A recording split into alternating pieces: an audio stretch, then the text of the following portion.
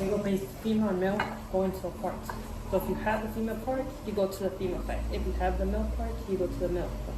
I'm not sure what you're meaning So by as in like physical parts, as in like your genitals.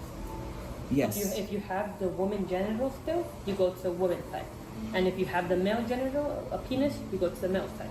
Well, what about women who have penises and men who have vaginas? You go to How that do you side. segregate them? We still go based on genital parts. So you would put a man in the women's room? So if they have the parts, yes. That's not a man, though, necessarily.